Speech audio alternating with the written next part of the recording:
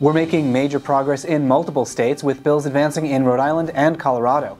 Plus, historic words from President Obama, strong polling numbers, and the anniversary of the Prop 8 trial. At the American Foundation for Equal Rights, I'm Matt Baum, and welcome to Marriage News Watch for January 28, 2013. It's looking good for marriage in Rhode Island, but obstacles may still remain. This week, the House voted overwhelmingly to approve a marriage bill. Now it's on to the Senate, where many legislators are still deciding whether they'll support the measure. A key sticking point is whether the bill will provide broad exemptions for anti-gay groups that don't want to recognize marriages they don't approve of.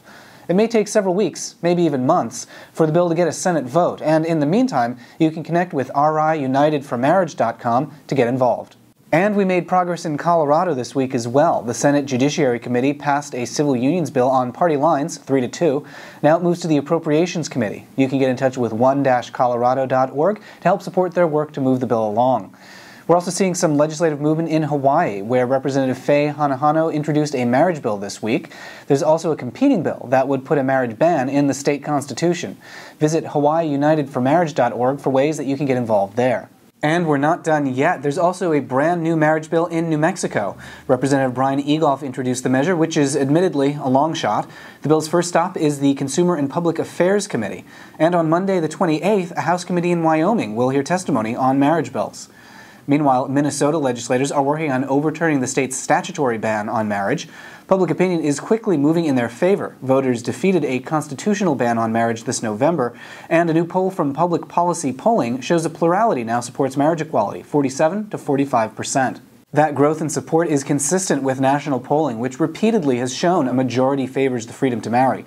President Obama acknowledged that sentiment in his inauguration address, comparing Stonewall to such civil rights watersheds as Seneca Falls and Selma. The Department of Justice has already stated that they believe the Defense of Marriage Act to be unconstitutional. But there's no word on whether the administration will become involved in AFER's Prop 8 case. Amicus briefs in that case are due in early March. This month is the anniversary of the 2010 Prop 8 trial. It was the first time that a federal court heard testimony under oath on marriage for gay and lesbian couples. To mark the occasion, AFER is bringing you highlights from each day of the trial.